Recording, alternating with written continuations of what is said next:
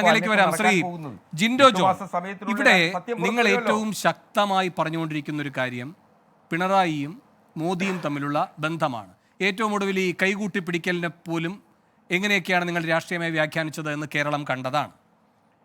എന്തായാലും ഈ വിഷയം അത്ര ഉച്ചസ്ഥായിയിൽ കുഴൽനാടനല്ലാതെ സതീശൻ പോലും ഉന്നയിക്കുന്നതും കണ്ടില്ല. അറിയാൻ കഴിയുന്നത് SFIO എത്തിയപ്പോൾ നിങ്ങൾക്കൊരു നിലപാടിലൊരു മാറ്റം വരുന്നുണ്ട് എന്നാണ്. ഒരു പക്ഷേ നാളെ ഇത് അടിയന്തര പ്രമേയ നോട്ടീസിൻ്റെ വിഷയമാക്കി നിങ്ങൾ കൊണ്ടുവരാനിടയുണ്ട് എന്നുമാണ് ശ്രുതി പരക്കുന്നത്. അങ്ങനെ ഉണ്ടാകുമോ? അതോ ഈ കൈകൂട്ടി പിടിച്ചിരിക്കുന്നു, അത് സൗഹാർദ്ദമാണ്, ഇത് സന്ധിയാണ് എന്ന നിലപാടിൽ തന്നെയാണോ ഈ SFIO അന്വേഷണം വരുമ്പോഴും കോൺഗ്രസിൻ്റെ നിലപാട് ഈ വിഷയത്തിൽ?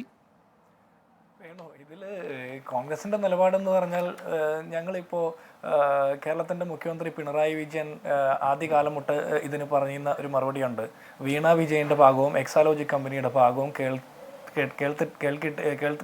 കേട്ടിട്ടില്ല, മന്ത്രാലയങ്ങളൊന്നും അന്വേഷണ ഏജൻസികളൊന്നും കേട്ടിട്ടില്ല എന്നാണ് പറഞ്ഞത്. അപ്പോൾ അങ്ങനെ കേൾക്കാനുള്ളൊരു അവസരം, കുറെ കൂടി വ്യക്തമായിട്ട് കേൾക്കാനുള്ളൊരു അവസരം, ആ അവസരം നന്നായിട്ട് വീണ തന്നെ ഉണ്ടായി. അതല്ല ജിൻഡോ, അതൊക്കെ ROCയുടെ അന്വേഷണത്തിൽ തന്നെ ഉണ്ടായിട്ടുണ്ട്. അവരുടെ ഭാഗം കേട്ടതാണ്, തൃപ്തികരമല്ല എന്നതാണ് അവരുടെ റിപ്പോർട്ടും. അതെ. പക്ഷേ അവിടെ തൃപ്തികരമായിട്ടുള്ള മറുപടി കൊടുക്കാൻ പറ്റാത്തത് കൊണ്ട് കുറെ കൂടി തൃപ്തികരമായിട്ടുള്ള മറുപടി കുറെ കൂടി കൊടുക്കാൻ ലയബിളായിട്ടുള്ളൊരു ഏജൻസിയാണല്ലോ അന്വേഷിക്കാൻ വരുന്നത്. അപ്പോൾ അവർക്കൊരു അവസരം കിട്ടുകയാണ്. 2, മടിയിൽ കനമില്ല എന്ന് തെളിയിക്കാൻ ഒരു അവസരമാണ്. 3-മത്തത്, ഇവരുടെ നിരപരാധികളാണെന്നുള്ള ഇവർ പറയുന്നത്. വീട് പണിയാൻ വേണ്ടിയിട്ട് പെൻഷൻ കാശ് ഉപയോഗിക്കുന്നു, കമ്പനി തുടങ്ങാൻ വേണ്ടി പെൻഷൻ കാശ് ഉപയോഗിക്കുന്നു. ഈ ലോകത്ത് ഇത്രയധികം പെൻഷൻ കാശ് ഉപയോഗിച്ചുകൊണ്ട് സംരംഭങ്ങൾ തുടങ്ങുന്ന റിട്ടയർഡ് ആയിട്ടുള്ള ആളുകളുള്ളത് കാരണഭൂതൻ്റെ തറവാട്ടിൽ മാത്രമാണെന്നുള്ള അത്ഭുതം കേരളത്തിൽ. ഇവിടെ പെൻഷൻ കിട്ടാത്തതിൻ്റെ പേരിൽ 5 മാസമായിട്ട് സമരം ചെയ്യുന്ന സാധാരണക്കാരുണ്ട്. അവിടെയാണ് പെൻഷൻ കാശ് കൊണ്ട് ഇത്തരത്തിൽ കമ്പനികൾ തുടങ്ങുന്നു. ആ കമ്പനിക്ക് പ്രത്യേകിച്ച് ഒരു സേവനവും ചെയ്യാതെ കോടികൾ വരുമാനം കിട്ടുന്ന സാഹചര്യം ഉണ്ടാകുന്നത്. കേരളത്തിലെ പൊതുജനങ്ങളെ വെല്ലുവിളിക്കുന്ന നിലപാടാണ്. അപ്പോൾ ഇവർ ഈ പറയുന്നതൊക്കെ തെളിയിക്കാനൊരു അവസരം കിട്ടുകയാണ്. അന്വേഷണ ഏജൻസികൾക്ക് മുമ്പിൽ ഹാജരാകണം, തെളിവുകൾ കൊടുക്കണം, മറുപടി കൊടുക്കണം, എന്നിട്ട് ഇവരെ എതിർക്കുന്ന ആളുകളുടെ മുഴുവൻ നാവടപ്പിക്കണം. അതല്ലേ ചെയ്യണ്ടേ? അതിനു പകരം അന്വേഷണ ഏജൻസികൾ ജിൻഡോ, ഇവർക്കൊരു അവസരം എന്ന് പറയുന്നത് പിണറായി വിജയൻ ഇങ്ങനെ ക്ലിഫ് ഹൗസിൽ നിന്ന് ഇങ്ങനെ ഇറങ്ങിപ്പോകുമ്പോൾ ആപ്പിൾ തലയിൽ വീഴുന്ന പോലെ അങ്ങ് ഒന്ന് വീഴുകയായിരുന്നില്ല. ഇതിലൊരു ഇടപെടലുണ്ടായിട്ടുണ്ട്. ഷോൺ ജോർജിൻ്റെ ഇടപെടലുണ്ടായിട്ടുണ്ട്, ഹൈക്കോടതിയുടെ ഇടപെടലുണ്ടായിട്ടുണ്ട്.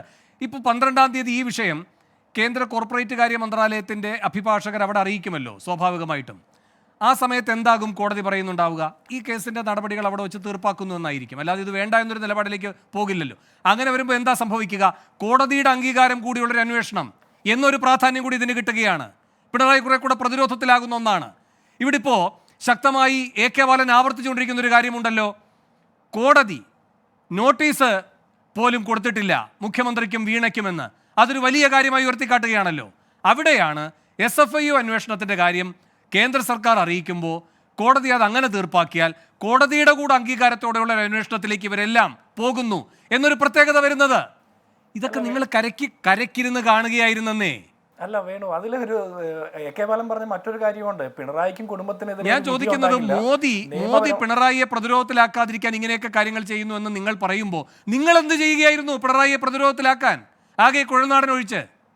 അല്ല, ഈ കുഴൽനാടൻ മാത്രമല്ലല്ലോ, PT തോമസ് MLAയും അദ്ദേഹം അന്തരിക്കുന്നതിന് മുമ്പ് നിയമസഭയ്ക്കകത്ത് ഇതേ എക്സാലോജി കമ്പനിയുമായിട്ടുള്ള ബന്ധപ്പെട്ട ആക്ഷേപങ്ങൾ അല്ല വേണു, അങ്ങനെ കാണല്ലേ. പിന്തുടർച്ചാവകാശം കുഴൽനാടനിലേക്ക് മാത്രമായി ശോഷിച്ചു പോകുന്നത് എന്തുകൊണ്ടാണ് ഈ വിഷയത്തിൽ?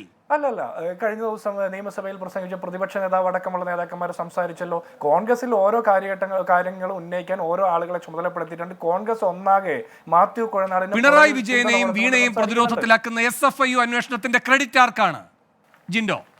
അല്ല, ഇതിൽ ക്രെഡിറ്റിന്റെ ഒരു പ്രശ്നമല്ലല്ലോ. SFI അന്വേഷണത്തിന്റെ ക്രെഡിറ്റിന്റെ പ്രശ്നമല്ല. SFIO അല്ല, ഇനിയിപ്പോൾ SFI അന്വേഷിക്കണമെന്ന് പറഞ്ഞാലും രേഖകൾ പരിശോധിക്കുന്നത് ഇപ്പോൾ ആർഷോയൊക്കെയാണല്ലോ, അവർ അന്വേഷിക്കണമെന്ന് പറഞ്ഞാലും ഞങ്ങളുടെ ആവശ്യം എന്താ? വീണ വിജയന്റെ കമ്പനിയിലേക്ക് അനധികൃതമായിട്ട് ഇങ്ങനെ കള്ളപ്പണം വന്നു, അത് വന്നത് ഏത് രീതിയിലാണെന്ന് പൊതുസമൂഹം അറിയണ്ടേ? അല്ലാതെ പെൻഷൻ കാശ് കൊണ്ട് തുടങ്ങിയതാണ്, ആ കമ്പനിയിലേക്ക് വെറുതെ ഒരു സേവനം കൊടുക്കാതെ പണം കൊടുത്തു എന്നൊക്കെ പറഞ്ഞാൽ ആരാ വിശ്വസിക്കുക? ഇന്ന് AK ബാലൻ പറഞ്ഞ മറ്റൊരു സ്റ്റേറ്റ്മെന്റ് കൂടിയില്ലേ, കോടതിയിൽ നിന്ന് ഞങ്ങൾക്കെതിരായിട്ട് പിണറായി വിജയന്റെ കുടുംബത്തിനും അദ്ദേഹത്തിനും എതിരായിട്ട് ഒരു വിധി ഉണ്ടാകില്ല എന്ന് ഉറപ്പിച്ച് അദ്ദേഹം പറയുകയാണ് നിയമവ്യവസ്ഥ അവർക്ക് അനുകൂലമാണെന്ന് അദ്ദേഹം പറഞ്ഞു. അങ്ങനെ ഒരു സ്റ്റേറ്റ്മെന്റ് കൂടി വേണു കണ്ടില്ലേ? ഇവിടെ 25 ലക്ഷം രൂപ കൊടുത്ത് സംഘപരിവാറിന് ഏറ്റവും വേണ്ടപ്പെട്ട വൈദ്യനാഥൻ എന്ന് പറഞ്ഞ സുപ്രീം കോടതി വക്കീലിനെ KSIDC ചുമതല കൊടുക്കുന്ന എന്തിനാ? 156 കോടി രൂപ കേരളത്തിലെ മുഴുവൻ നിയമ സംവിധാനത്തിന് വേണ്ടിയിട്ട് വക്കീലന്മാർക്കും APPമാർക്കും അഡ്വക്കേറ്റ് ജനറൽ അടക്കം കേരളം കൊടുക്കുന്നുണ്ട്. ഇവരിൽ നിന്ന് ഒരാളെ പോലും ചുമതലപ്പെടുത്താതെ ഈ 25 ലക്ഷം രൂപ കൊടുത്ത് വൈദ്യനാഥൻ എന്ന് പറഞ്ഞ വക്കീലിന് ഒറ്റ സിറ്റിങ്ങിന് കൊടുത്ത് കൊണ്ടുവരുന്നതിന്റെ ലക്ഷ്യം എന്താ? BJPയെ തൃപ്തിപ്പെടുത്താൻ വേണ്ടിയിട്ട് സംഘപരിവാറുമായി ഓൺലൈനിലാണ് ഹാജരായത്. ഇനി തുടർന്നുള്ള ദിവസങ്ങളിൽ എന്തായാലും നേരിട്ട് തന്നെ ഇടപെടുമോ ഈ കാര്യങ്ങളിൽ? അദ്ദേഹത്തിന്റെ ഈ പറയുന്ന ഉപദേശം എന്ന് പറയുന്നത് KSIDCയിലേക്ക് മാത്രമായിട്ടാണോ ചുരുങ്ങുക? ഇതൊന്നും നമുക്കറിയില്ല. എന്തായാലും ഇപ്പോൾ KSIDC ഒറ്റയ്ക്കല്ല ഈ കാര്യങ്ങളിൽ ഒരേ താല്പര്യത്തോടെ നിൽക്കുന്നത്. KSIDC എന്താണോ മുന്നോട്ട് വയ്ക്കുന്നത് അത് CMRLന്റെ താല്പര്യവുമാണ്, വീണയുടെ താല്പര്യവുമാണ്. അപ്പോൾ നിയമോപദേശം ഒന്നിച്ച് കൂട്ടായിരുന്ന് പങ്കിട്ടെടുക്കുകയായിരിക്കില്ലേ ഉണ്ടാവുക? അല്ല, അതിലൊരു തർക്കമില്ലല്ലോ. മുഖ്യമന്ത്രി ബംഗാൾ യാത്രയും ജ്യോതി ബസു അനുസ്മരണം ഒഴിവാക്കിക്കൊണ്ട് പ്രധാനമന്ത്രിയെ കൈകൂപ്പി സ്വീകരിച്ചത് മുതൽ ഓരോ ഘട്ടത്തിലും അദ്ദേഹത്തിന്റെ മകൾക്കെതിരെ ആക്ഷേപം വരുമ്പോൾ ഗവർണർ ഇറങ്ങി റോട്ടിൽ പ്രതിഷേധിക്കുന്നു. അങ്ങനെ പല പൊറാട്ട നാടകങ്ങളും നമ്മൾ കാണുന്നുണ്ട്. ഇവിടെ 25 ലക്ഷം രൂപ കേരളത്തിന്റെ പൊതുഖജനാവിൽ നിന്നല്ല ചെലവാക്കുന്നത് KSIDCക്ക് വേണ്ടിയിട്ട്. ഞാൻ പറയുന്നത് KSIDCയിൽ നിന്ന് CMRLന്റെ ബോർഡ് മെമ്പറായിട്ടിരുന്ന് 1 ലക്ഷത്തിലധികം ശമ്പളം വാങ്ങിക്കൊണ്ട് ആനുകൂല്യം വാങ്ങിക്കൊണ്ടിരുന്ന ആ ഉദ്യോഗസ്ഥനെതിരെ കൂടി നടപടി സ്വീകരിക്കണം. അവരിൽ നിന്നാണ് 25 ലക്ഷം രൂപ മേടിക്കേണ്ടത്, അല്ലാതെ കേരളത്തിന്റെ പൊതുഖജനാവിൽ നിന്നല്ല. വീണ വിജയനെ സംരക്ഷിക്കാൻ വേണ്ടിയിട്ട് ഇനിയും നമ്മൾ നമ്മുടെ പൊതുഖജനാവിൽ നിന്ന് 25 ലക്ഷം രൂപ സുപ്രീം കോടതി വക്കീലിന് കൊടുക്കണ എന്തിനാ? എത്രയോ കേസുകളിൽ ഇതുപോലെ. അവിടെയാണ് NV ഗോവിന്ദൻ ചോദിച്ചതും ശ്രീ ജോസഫ് സി മാത്യു ആവർത്തിച്ചതുമായ ഒരു പ്രധാനപ്പെട്ട കാര്യമുള്ളത്. എന്തൊക്കെ പറഞ്ഞാലും വീണയും CMRലുമായിട്ടുള്ളതിൽ രേഖകളുണ്ട്, പണമിടപാടിൻ്റെ, അല്ലേ? അത് സേവനം കൊടുത്തോ ഇല്ലയോ എന്നതിൽ മാത്രമാണ് ഇപ്പോൾ തർക്കമുള്ളത്. അവിടെയാണ് NV ഗോവിന്ദൻ പറയുന്നത് അതേപ്പറ്റി അന്വേഷണം. അതേസമയം ആരാധനാലയങ്ങൾക്ക്, മാധ്യമ സ്ഥാപനങ്ങൾക്ക്, രാഷ്ട്രീയക്കാർക്ക് ഒരു രേഖയും ഇല്ലാതെ കൊടുത്തതുമായി ബന്ധപ്പെട്ട ബഹുകോടികളുടെ കാര്യത്തിൽ ഒരു അന്വേഷണവുമില്ല. അതിനെ എങ്ങനെ കാണുന്നു? അതിൻ്റെ ഒരു ആനുകൂല്യം പറ്റിയ കൂട്ടരാണല്ലോ നിങ്ങൾ. ശ്രീ ജോസഫ് സി മാത്യു ചൂണ്ടിക്കാട്ടിയതുപോലെ ഈ SFIO അന്വേഷണം പോലും നിങ്ങളെ സംബന്ധിച്ച് ആ രൂപത്തിൽ പ്രതിരോധത്തിലാകാത്ത സവിശേഷതയുള്ള ഒന്നാണല്ലോ. അല്ല വേണു, ഞങ്ങൾക്ക് അതിലൊരു എതിർപ്പില്ലല്ലോ. ഞങ്ങളുടെ നേതാക്കന്മാരുമായി ബന്ധപ്പെട്ട്, പാർട്ടി പ്രവർത്തനവുമായി ബന്ധപ്പെട്ട് ഈ എതിർപ്പില്ല എന്ന് പറഞ്ഞിട്ട് കാര്യമില്ലെന്ന് ഒരു കാര്യം ശക്തമായി ഉന്നയിക്കില്ല. എന്നിട്ട് എതിർപ്പില്ല എന്ന് പറഞ്ഞിട്ട് എന്ത് കാര്യം? ഞങ്ങൾ പിന്നെ എന്താ ചെയ്യേണ്ടത്? നിങ്ങൾക്ക് കുഴൽനാടൻ ശക്തമായി ഉന്നയിക്കുന്നുണ്ട്, എന്നിട്ട് എതിർപ്പുകൾ നേരിടുന്നുമുണ്ട്. നിങ്ങൾ ഒരു കാര്യവും ഉന്നയിക്കുന്നില്ല, അതുകൊണ്ട് നിങ്ങൾക്ക് എതിർപ്പ് നേരിടേണ്ടി വരുന്നില്ല. ആക്ഷേപമുണ്ടെങ്കിൽ കുഴൽനാടൻ ഉന്നയിക്കില്ല. കുഴൽനാടൻ കോൺഗ്രസിന്റെ MLA ആണ്, അല്ലേ? ഞങ്ങളുടെ അനുവാദമില്ലാതെ, കോൺഗ്രസിന്റെ അനുമതിയില്ലാതെ, പിന്തുണയില്ലാതെ കുഴൽനാടൻ ഉന്നയിക്കോ? KPCC പ്രസിഡന്റിന്റെയും പ്രതിപക്ഷ നേതാവിന്റെയും ഇതൊന്നും ഞങ്ങളോട് ചോദിച്ചിട്ട് കാര്യമില്ല. നിങ്ങളുടെ രമേശ് ചെന്നിത്തലയുടെ പ്രധാനപ്പെട്ട പരാതി എന്തായിരുന്നു?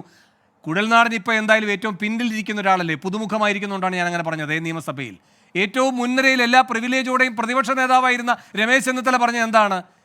എൻ്റെ പിണറായിക്കെതിരെയും CPMനെതിരെയും ആ സർക്കാരിനെതിരെയുമുള്ള ഏറ്റവും ശക്തമായ കാര്യങ്ങൾ കണ്ടെത്തിക്കൊണ്ട് വരുമ്പോൾ അതിനുള്ള പിന്തുണ എനിക്ക് പാർട്ടിയിൽ നിന്ന് കിട്ടിയില്ല എന്നാണ്.